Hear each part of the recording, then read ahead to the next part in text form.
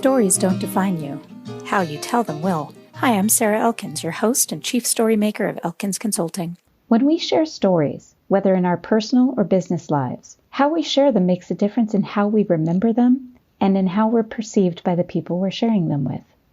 When you're listening to this podcast, I encourage you to listen and consider your own related stories. To listen and think about which stories in your life might have impacted you in a similar way. And think about how you share those stories and the messages they carry for you and for the people who are hearing them. Welcome, Angie Gallagher, to this episode of Your Stories Don't Define You, How You Tell Them Will. Thank you so much for joining me today. Hey, I appreciate being here. Thanks so much, Sarah. Absolutely. Well, for our listeners, I meet people in really interesting ways, interesting circumstances. And over the last 8 months or so, I've been really looking for dynamic voices of people who have experienced a different kind of upbringing, that we can listen to their stories and amplify voices of people who have those different experiences so that we can start to connect more authentically with each other. And I saw Angie Gallagher's, briefly, I saw her story and we talked a little bit about it. And it was totally intriguing to me. And I know our listeners are going to appreciate hearing some of what you experienced growing up. So, Angie, first things first, can you tell me something that most people might not know about you? Something that isn't on your LinkedIn profile? I would say it's not as prominent, but actually for over like 10 years, maybe about 12 years, I was a professional photographer. I photographed a lot of, frankly, international politicians and what I would call legacy families. I put a mention on it, but if you didn't know what to look for online, you wouldn't find it because it's under my maiden name. But I actually was published and I would be flown to universities to talk about my work. But I was published in a lot of gallery shows worldwide, really. So now I'm in sales. It came out of, some people may think that's a leap, but my creative background, owning my own business, business development, and be able to cultivate, clients like these politicians and some of these families, I excelled not only creatively, but also with business development. And as my kids got older, I just went, doors kept opening, Sarah, and I followed it. I followed it, and I was able to kind of get out of my identity of I'm a photographer. This is what I've done for years. This is what my degrees are in. I taught college level for, for years. And I was able to finally kind of break out of that personal identity to allow myself to look behind these other doors that were opening in front of me. And here I am. I've really only been in healthcare sales less than 3 years. Wow. That is, I wouldn't have known that. That's great. And it really speaks volumes about that self-reflection of understanding that this was a false identity. I mean, it was part of who you were, right, but it doesn't mean that's all of who you are. And so many of us get stuck in that place where this right. is who I am. This is what I do. I have interviewed a guy named Mark Bowden twice for my podcast. He's the only person I've ever had come back in 140 something episodes. Yeah. And his TEDx in Toronto was about the importance of being inauthentic in the context of not choosing a static identity, that this is my authentic self, because it leaves no room for personal growth and exploration. Absolutely. Absolutely. I love that you just said that. Especially coming from, you're in writing, right? I mean, you come from a liberal arts background as well. And regardless of what the industry is, if you're a dentist, I am a dentist and I will be this. And then you see some of them, there's a woman in England that I know, she's expanded, like now she's this entrepreneurial coach. If she just held on to that, she was a dentist and that's what she did, she wouldn't have been open to exploring this other part of her that was gaining this experience of running a clinic, running multiple clinics, having a team. You know what I mean? Right. Yeah. But when we hold on to who we think we are, Yes, I love that. Who we think we are. Who we think we are, and we tell ourselves who we think we are, right? Look at Facebook. I'm a mom. I'm at the zoo with my kids, and I'm a good mom, right? And it's Right. not to say they're not a good mom. I don't mean, I'm just using an example Right. here, but Facebook to me is a prime example. Just go through the thread and you'll see, or the whatever the main screen. Scrolling through your feed. Yeah. People basically creating their own projections of who they think they are. Not necessarily a bad thing, but it's a bad thing when you stay stuck. Exactly. Well, I can't do this because I'm this. Yes, exactly. Yeah. And then it becomes even an externally driven identity. Yes, well, that's not really you, because I know this about you. So and Mark called it authenticity shaming. And there's so much damage there. That's not you. I've seen your Facebook feed for the last 4 years. I don't know what makes you think you can do this now. Oh, so you know me because you've seen my Facebook feed like that. And we do it to ourselves, but then we welcome that kind of authenticity shaming because we're doing it to ourselves. Yeah. The voices in our head are pretty powerful. Yeah. So thank you. That's a perfect segue into kind of the whole reason I wanted to talk to you about your upbringing, because that adaptability, that shift in mindset, your ability to shift your mindset, I'm sure partly comes from the stories of your youth. Yeah. So tell me about, again, let's just start from the beginning. Your father was serving in Vietnam? Correct. Yeah, he's in the Air Force, or was in the Air Force. Mm-hmm. And he met your mom there?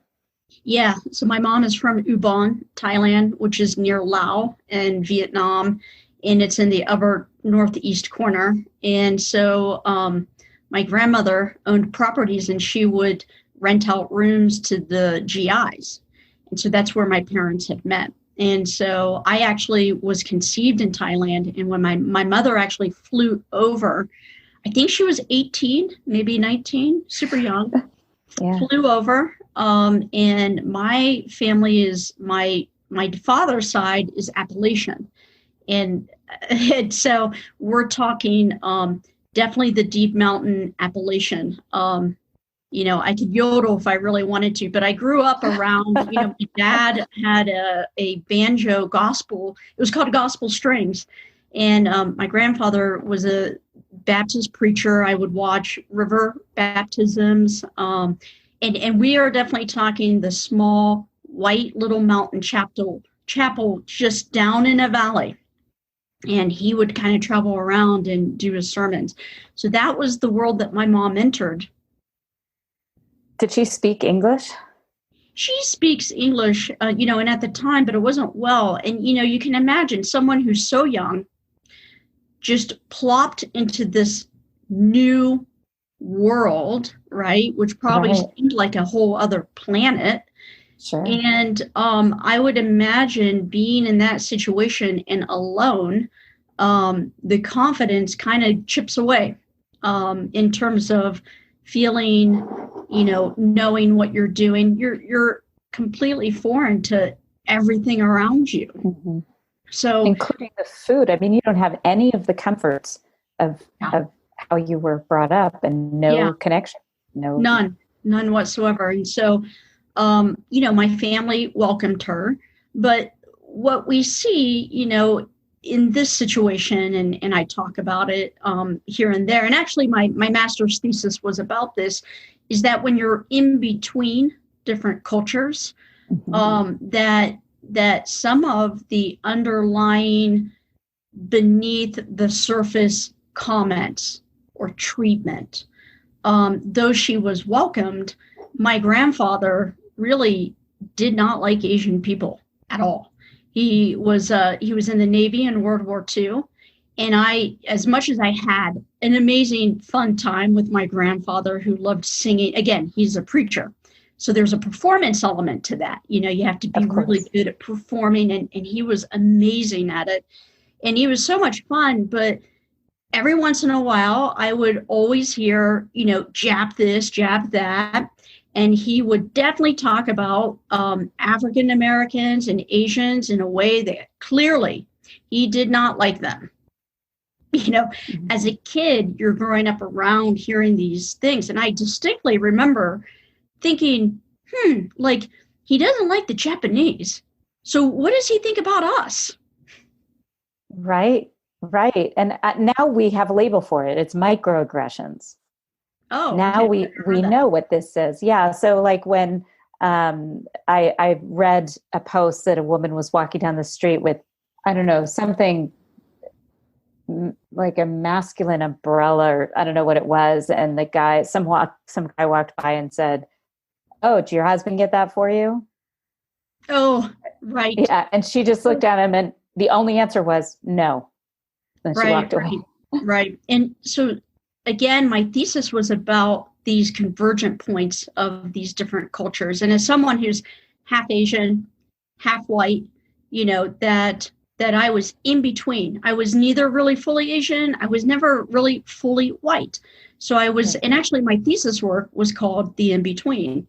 And, I did extensive reading about race, extensive reading about, of course, women's issues. And, my conclusion may be a shock to you, Sarah. And my theory is this: we are all racist. It's just we're different levels of it. And also we have different awareness points. When we talk about racism is learned and racism can be unlearned, what we're talking about is basically self-awareness. It will take that for someone to stop themselves when something is about to fly out of their mouth. And this is when we hit the terms kindness and respect. Kindness to me is massive discipline. There's many times I just want to shoot off something like, oh, well, that's stupid. Oh, yes. But as I get older, I realize that's not constructive.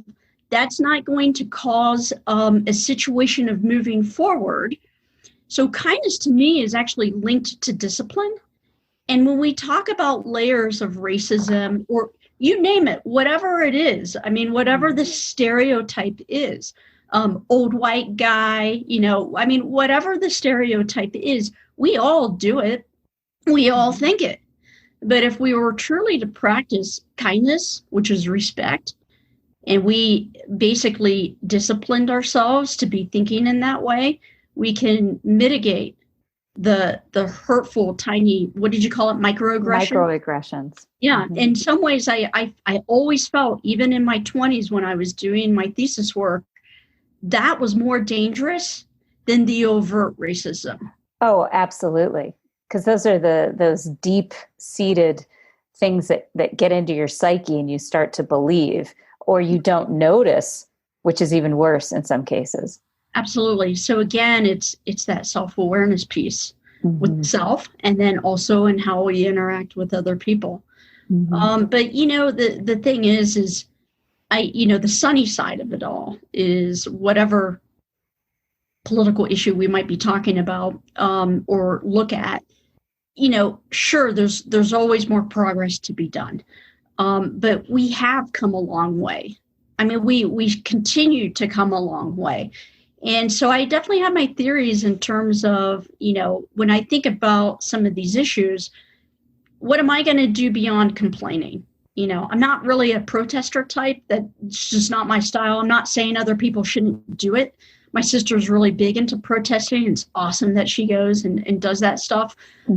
But for me, when I think about, instead of complaining, how about I shift that complaint into something that I actually do?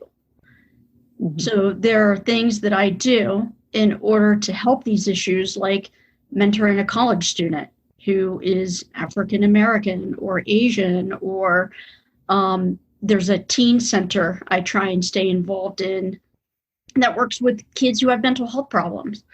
But I do hope that my bigger hope when it comes to racism is that we get to a day when we stop sort of talking about how different we are and focus more on how similar we are.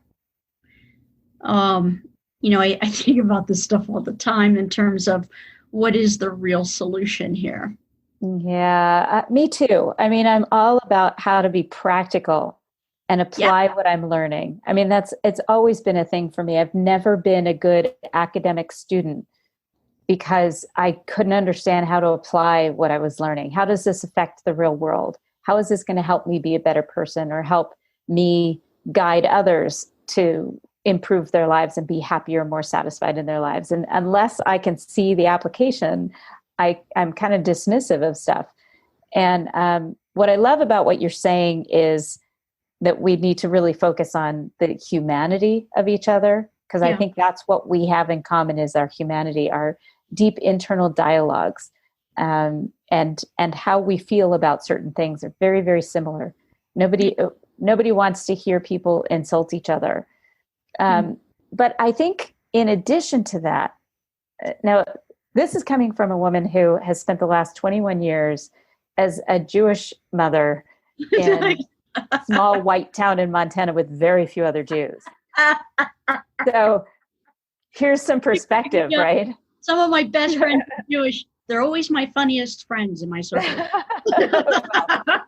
We're very good at self-deprecating humor and stereotypical I have humor. a Jewish family in Arizona. I love them to death. Yeah. There are very few Jewish families in parts of Arizona, but it's getting bigger. More Jewish communities there, retirees. Yeah. Anyway, in my experience of being in Helena, Montana, I have the luxury of fitting in.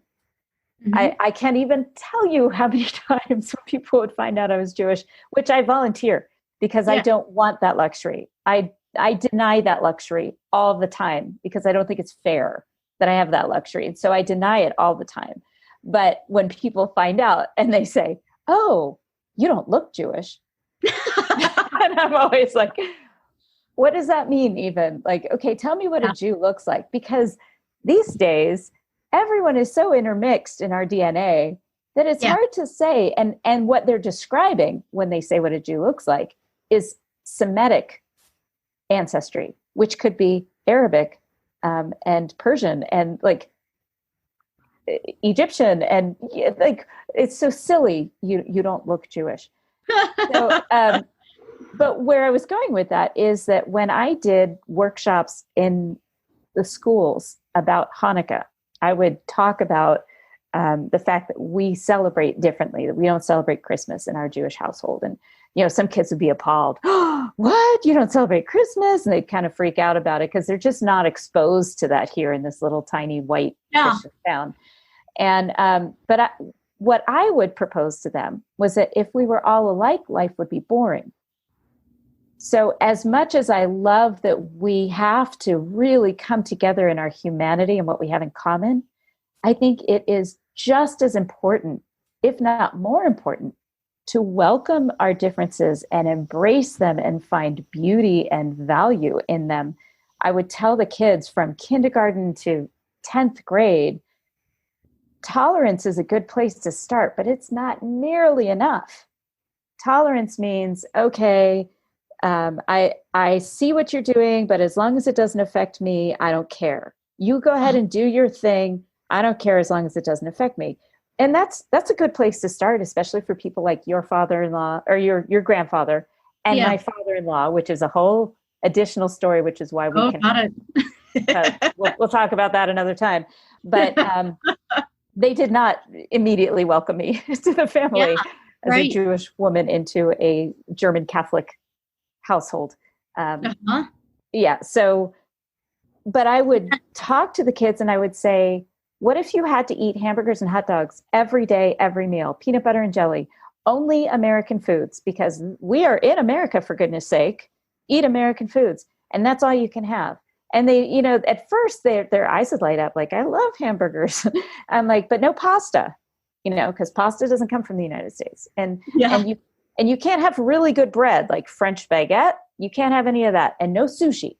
For goodness sake, no sushi, none of the Americanized Chinese food, no ice cream created. Are they allowed to have ice cream? Because if they could have ice cream, they'd be in trouble.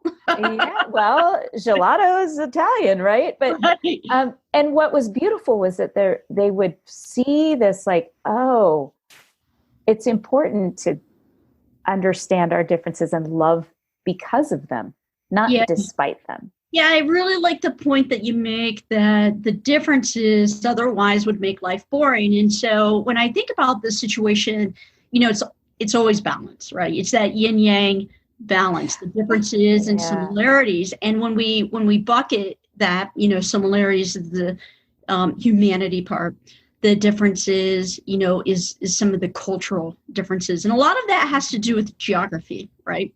The food that comes out of that region. If you look at the Middle East compared to, like, let's say the Midwest, and the type of vegetation and the things that are able to grow there, a lot of times the culture comes from the geography. Mm-hmm. Actually, it's called cultural geography. The way that people sort of behave comes rooted out historically over their geographic location. But I think some other things in regard to, by the way, I think that's totally awesome. You went and would go teach kids about Hanukkah.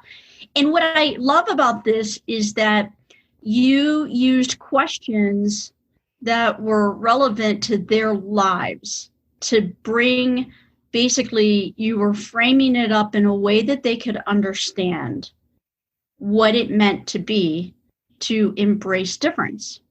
And when I think about embracing difference, right, as well as embracing similarities, that differences really, it goes back to that ability to adapt. Because when you're trying something unfamiliar, we have this emotional response of, oh, no, I don't know about that. Think about, just as like you were saying with food, my kids are 14 and 12. And, kids, there's a reason why there's a kid menu. It's got hamburgers, fries, pizza, those things. Chicken nuggets. Yeah. And I feel that they're at a different developmental stage of taste. And as they get older, as you and I both know, man, if you hit San Francisco and like hit some of the Thai restaurants and dim sum, dim sum is like my favorite lunch ever. Yeah. But if we were to rewind in our lives, when the first time we tried some of these dishes, an Indian dish or Ethiopian food, that there was a microsecond moment where it was like, I don't know about this. That difference. Yeah, I don't know about what am I doing? So that part to me, as a mom, and even when I was a college instructor, I would always emphasize that the skill set to adapt is one that will allow them to go farther in life. Mm-hmm. And your mother is a perfect example of that. Oh, yeah. That was like a deep dive. Talk about. Well, if only all of us had to do that once in a while. Yeah. If all of us, there are some things that I am just a huge believer in this experience. Study abroad. Yes, live absolutely. Overseas where you don't speak the language as your native language.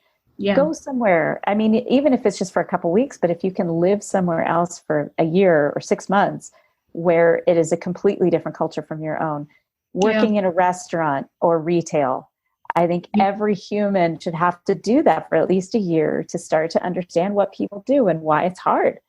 Yeah. And, so that's that exposure, and then also the adaptability part of that. I love that you bring in adaptability because it also implies some level of curiosity. Yeah, absolutely. Curiosity is a skill too. Mm-hmm.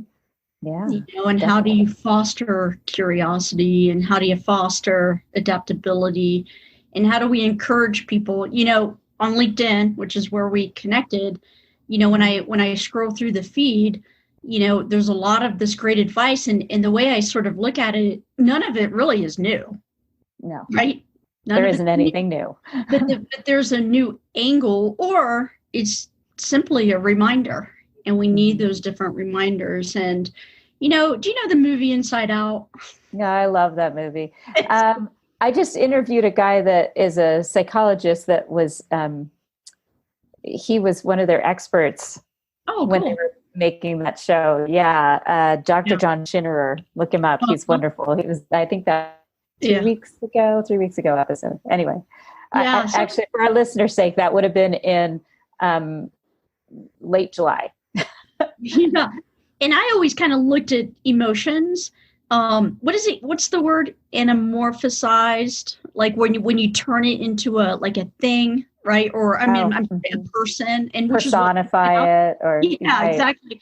And so like someone made a post today about doubt, right? And when we doubt ourselves. And I don't know what got into me, but I was just like, yeah, you know what? I had a heart-to-heart conversation with doubt. I started looking at these different emotions. So it's like, with my kids or even with teaching, it's like, hey, everybody, let's meet adaptability today, and this is what adaptability has to say to you. Let's meet curiosity today. And I love that. Curiosity would say to you, And I think what I wrote in this post, that doubt basically was telling me that he wanted me to have a better relationship with confidence. And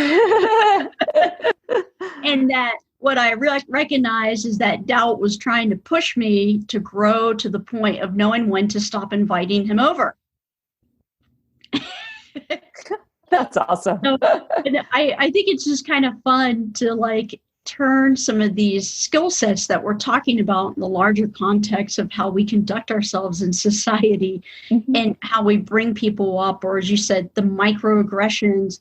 When we go back to, I always am a big believer, you hold that mirror up to yourself, and that's where the biggest change is going to be. What is my part in this? And what am I willing to do? What can I work on? And it's sort of facing yourself and really facing the hard parts. And that's where the growth actually happens. Yeah.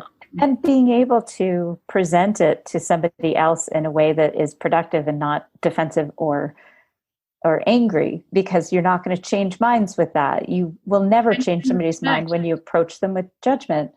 Right. And even yourself, like if you're judging yourself, and I'm sure you do this too, because you mentioned the fact that we all are racist in one way or another. That internal dialogue starts up, and I'm like, oh my God, where did that come from? That is not you. Shut it down.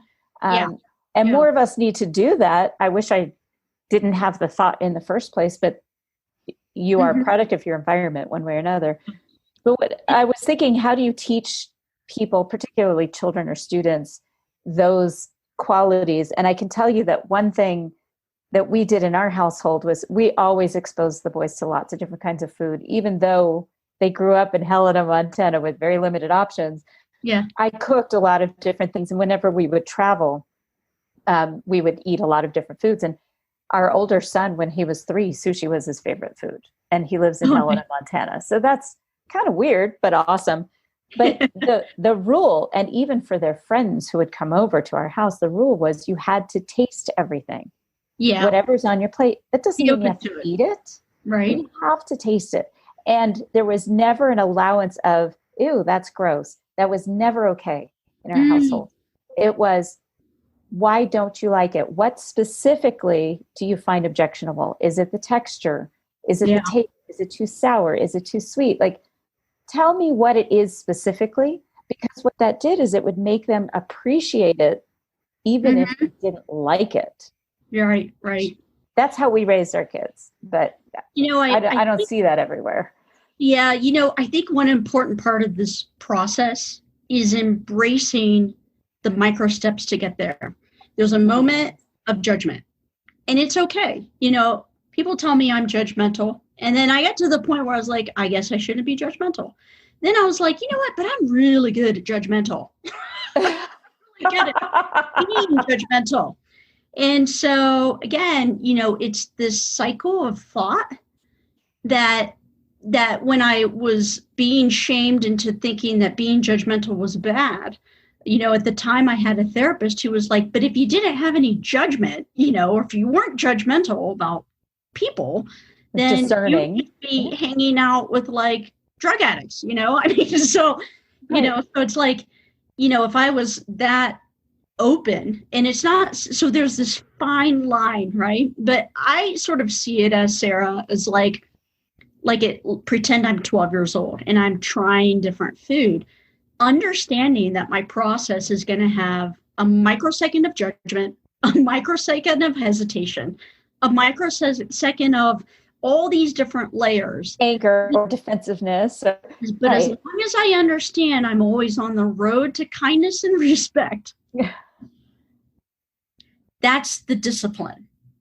Yeah. That's the disciplined mind, right? That's the self-awareness. But you have to allow yourself I would place into the negativity bucket. You have to allow yourself to go there. Might be quietly, right?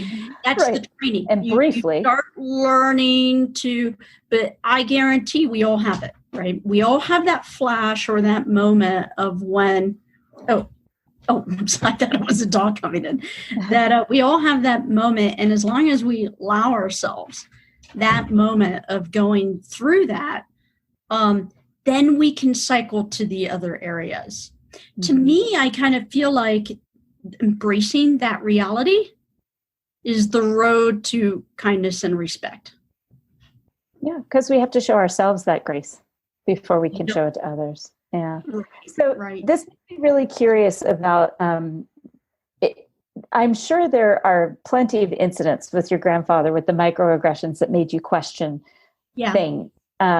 Can you think of a specific time, a specific experience with him that really kind of shifted things for you, that you realized, A, this is not okay, this is actually not okay, or B, this is just who he is, and there are people like this in the world. I can still love him even if I don't like him.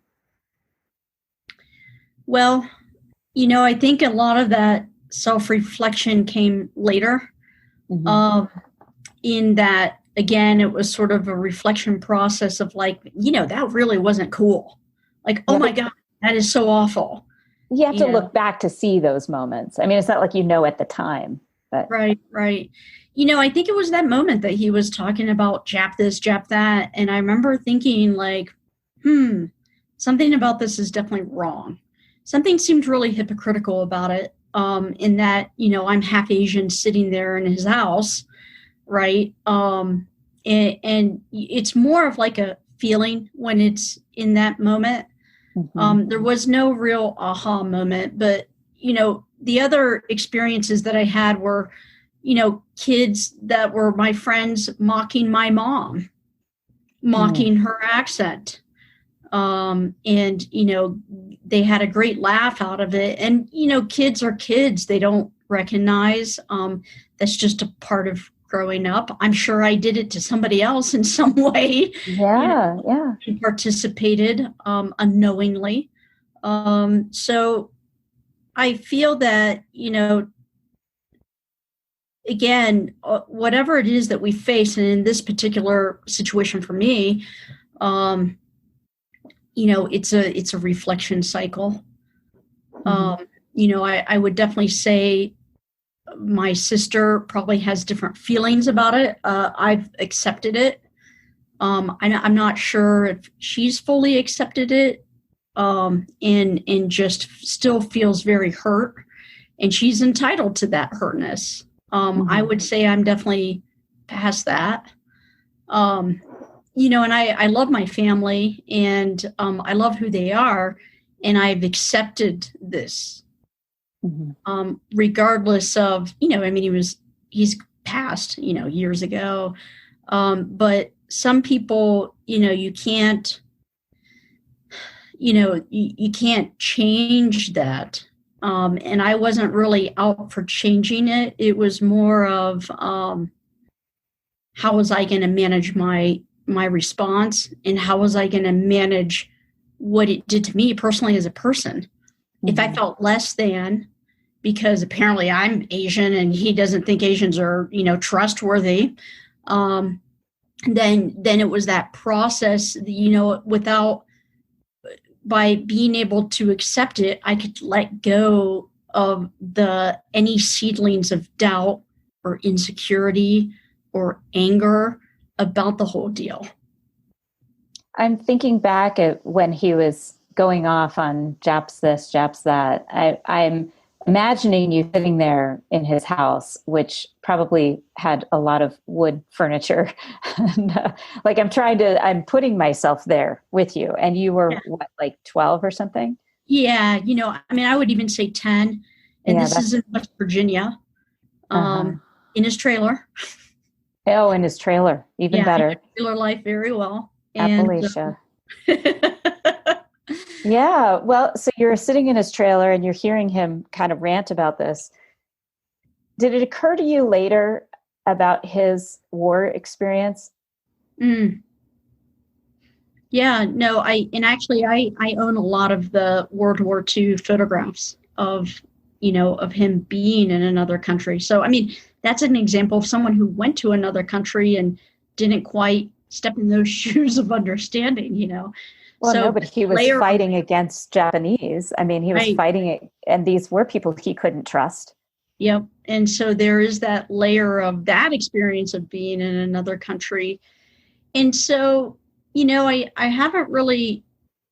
didn't work on that part as much as I worked on how am I going to manage all these things that were said to me.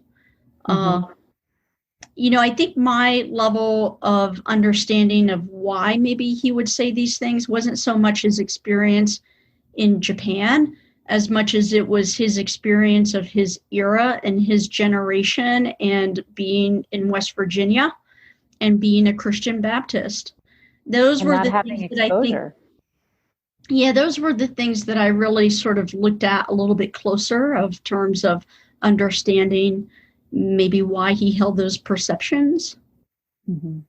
The reason I ask that is that I find as a storytelling coach, as somebody who helps people kind of uncover where those internal messages are coming from, and to your point, how they're going to choose to handle them at this point.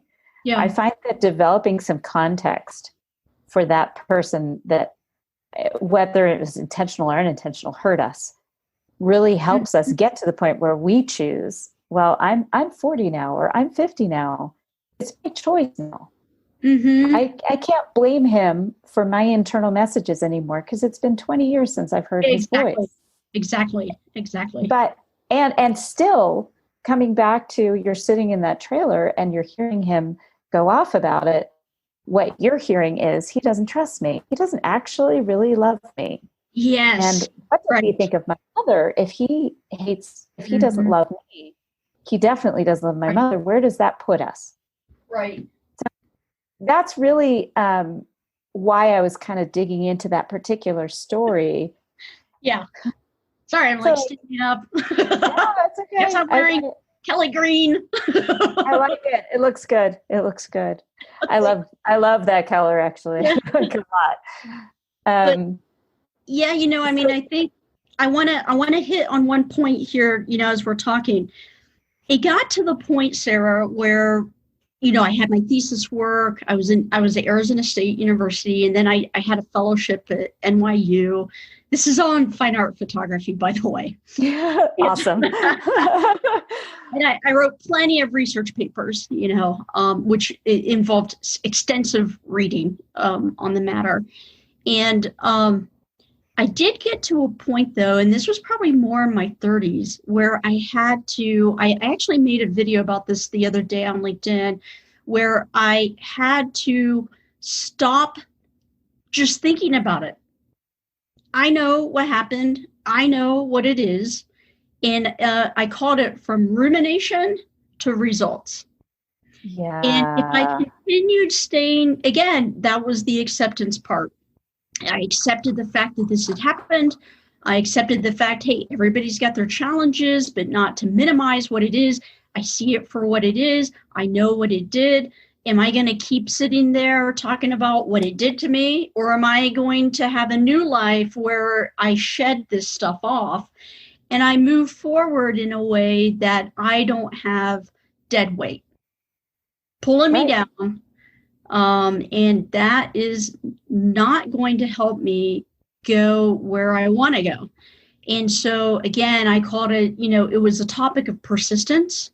and what persistence meant. We see, be persistent, just be positive, just be this, choose happiness, right? And in a lot of ways, what are the deeper layers of when we see these things? What does that really mean? What does it really mean to choose happiness? What does it mean to be persistent? So I did this video that, for me, persistence was recognizing when I ruminated too much, and that got in the way of persistence. And it was results, shifting that energy of wasting this time. There's a point where it's from, dreaming to doing. Right. What am I going to do about it? Because thinking isn't really doing it much anymore. Thinking is an important part of the process, but where's the balance of where we overanalyze, And that really comes full circle back to the original part of this conversation, which was it has to be applied. There has to be some relevant, practical answer at the end of all this thinking. It can't just keep on going thinking.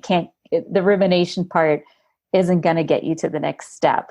You have to do it, but there's a point where you just have to cut that and say, okay, I've done enough of this. I understand what happened, and I understand why it happened. I understand where he was coming from. So now I get to choose my internal messages. I get to choose to say, he was only saying that because A, B, and C, and it had nothing to do with me. Yeah. His labels have nothing to do with me. Right. And the other labels too. For years, I took a course called Culture and Media. Mm-hmm. And it was an awesome class. I mean, we would go through and we'd look at movies and we'd look at the themes and we would look at a lot of these incredible, one documentary in particular, The Celluloid Closet, about the way people who are homosexual were portrayed. It went through the history of how they have been portrayed. These are the messages that we hold on to, right? And we see the evolution of how, different stereotypes are portrayed. Another amazing guy, oh gosh, what is his name? He's out of Boston, and he has this documentary called Tough Guys, Guise. And I always say that if you want to work on women's issues, you got to include the men, and you got to look at the men's issues. And I actually think that the men's issues in some ways is not as, because we bury it looking at that, it's hard to make progress with women's issues when we're not looking at that. You got to watch that. Tough Guys. It's an amazing documentary about the portrayal of men, of always constantly being pressured to be consistently masculine and what masculinity means and the areas that masculinity is missing. So that's an amazing one. But, overall, kind of in closing of all of this is that, because it could be never ending, right? Right. We could ruminate all day. And that's a cool thing because it gives us a lot of really, deep, profound things to be talking about and looking at. But I do try and live by the rule of what I call 10-80-10, where 80% of my thoughts are on what I'm doing at this exact moment. If I'm thinking too much in the past, like I was talking about with the ruminating, let's say, for example, if I continued thinking about the way my family treated my mom, or, oh my gosh, my overtly racist grandfather, who I do love, and it's like, if I were to think on that many moments of the day, instead of being 10% in the past, 80% in the present, 10% in the future, if I'm leaning so much on thinking and dwelling and ruminating about past experiences, I'm not really living. Mm-hmm.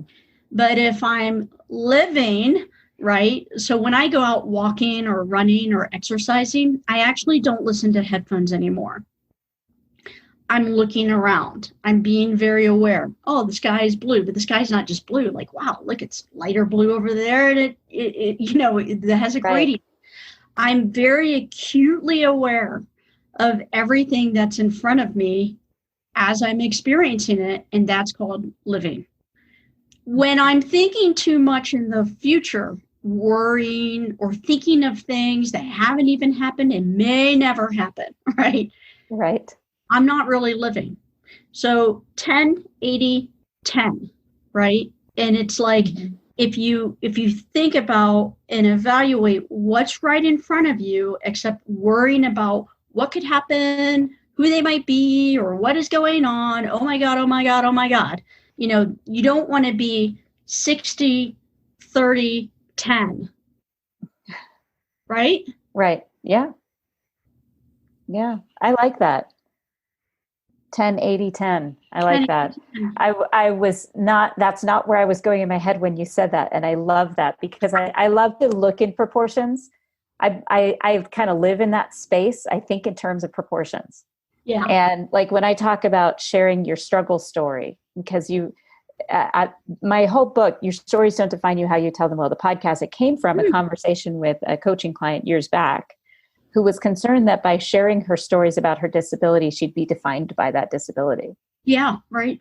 And I said, but it's not the disability that defines you, it's how you talk about it. Right. So when I hear you tell a story about something that you accomplished despite your disability, I see resilience. I don't see the disability as being the identity. I see your resilience as being your identity. Mm-hmm. And so it's not the thing that happened that defined you. It's how you talked about the thing that happened. Yeah, so right. When I think of proportions and the way you say 10, 80, 10, I say, your first 10 to maybe 20% of the story is your struggle. The rest is your resilience. The rest is the heroics or the lessons you learned and the people that helped you or the people that inspired you out of spite, that kind of that character development, that's the story. It's not, the struggle should only be 10 to 20%. Otherwise you leave your audience feeling drained, not inspired. Yeah. Yeah. And, I just want to point out that sometimes, I am, intentionally like looking at my past. So I might be 50, 25, 25, right? Right. But for the most part, if I stay too far in the past or if I stay too far into the future, I miss everything going on right now. Yeah. And especially if you have kids, that's just heartbreaking. And I see that happening a lot right now, more than ever before, where people with children are so focused on the future and the past that they're not living now and they're grieving for their children before their children are grieving. Like they're projecting their own grief onto their kids by living too far in the future, or too far in the past. Yeah. For example, my son, he's a freshman this year, and I could sit there and be, and you allow yourself to like, oh my God, he's going to be out of the house in 4 years. And my daughter gets so upset about it. She's like, oh, one day he's just not going to be here. And I said, well, if you just keep hanging out there, you're going to miss all the times that he is here. So we know it's coming, but if we think on it and we hang our heads there too much, we really miss out on enjoying him being here with us now. Yeah, I talked about that when my father was dying, how I started to grieve before he left. Yes. And it's hard not to. When you're looking at them and they're not going to be around much longer, it's hard not to. But at the same time, I love how you are presenting that as a choice. To not live too far in the future because you miss the now. Mm-hmm. You can even apply this to eating well, believe it or not. Okay, tell me about this before we wrap up. Yeah. When I eat, I'm like, I even eat with a smaller spoon because we either inhale food and it's like, oh my God, I'm still hungry. Well, you didn't even taste or even enjoy the food that you had, right? So like when I eat salad, which I should eat more of, but when I do eat it, I'm like, I can taste the sunshine. Like I'm eating, like I taste every single bite. Oh, being fully might be present. More like 90. Yeah. So here's an example of like when I'm eating, right? Or take it like when you're hanging out with a friend and they're on their phone. They're not really hanging out with you. They're kind of split, and there are times that we might do it for a little bit. But, again, that 10-80-10, I want to point out it's not exactly easy. I mean, it gets easier the more you do it, but it's the self-awareness piece. Wait a minute. And discipline. Yeah, it's like, wait a minute, I'm thinking too much about things that haven't happened and may never happen. So it takes constantly, I've heard explain it's almost like training a puppy. Sit. Then the puppy moves and it's like, oh, wait a minute, come back. Sit. That sounds like my mindfulness practice. And actually, that came from Jack Kornfield. Oh, totally makes sense then. Yeah, my absolute favorite. Mm-hmm. And that training a puppy, that's what I have to do with my brain. Yeah. Sit. and without judgment, it's like without judgment, once my brain starts going off in a different direction, I have to bring it back. Sit. But it can't be sit. And to tie it back to the first part of the conversation, holding on to that past and that baggage. If I'm now suddenly like continuing hanging on to that past and the baggage, now suddenly sometimes it gets very hard to see people for who they really are and just projecting. Oh, well, they said that because they're thinking this, right? Well, that's a person whose mind is sitting in the past, and they're projecting, assuming that it was a microaggression.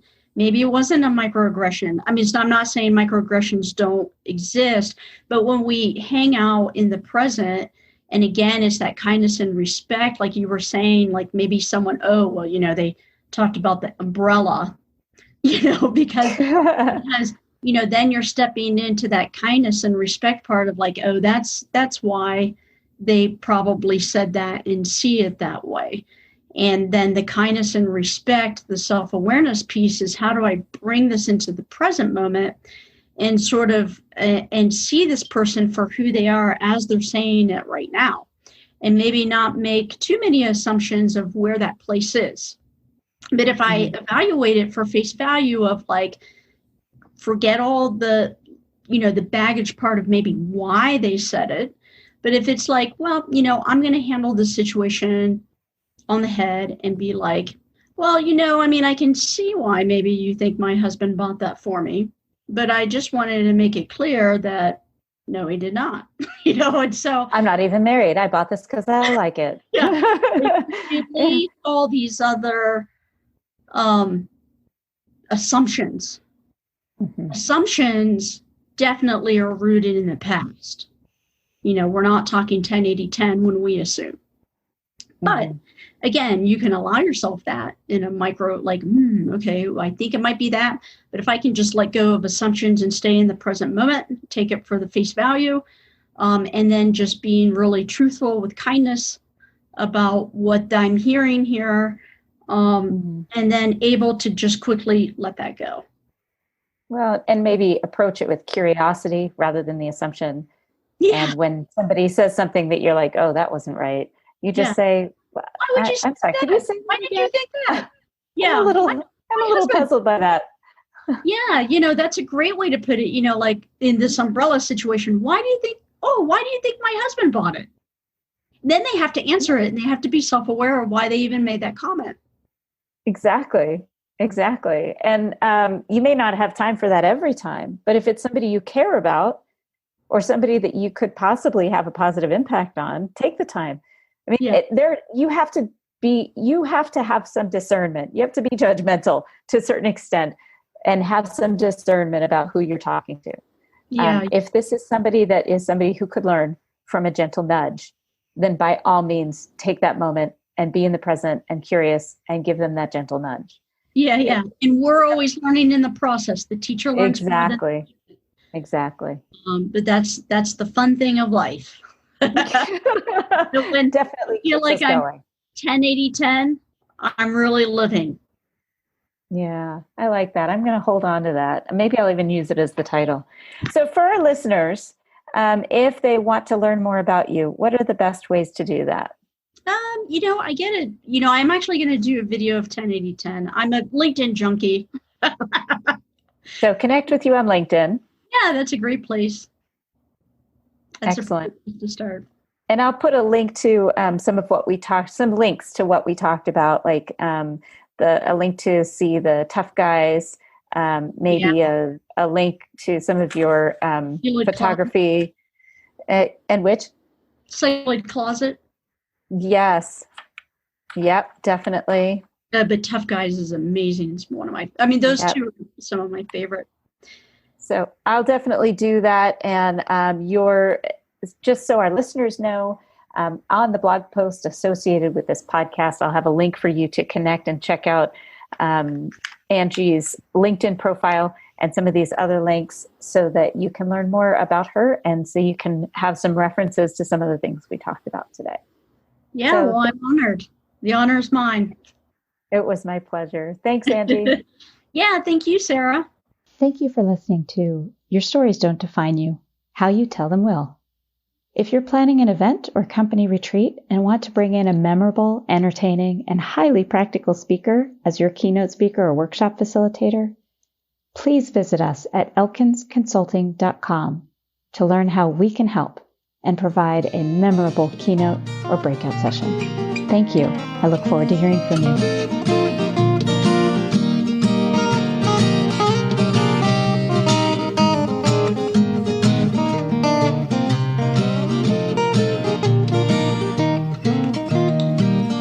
Listen to me, honey, while I say, how could you tell?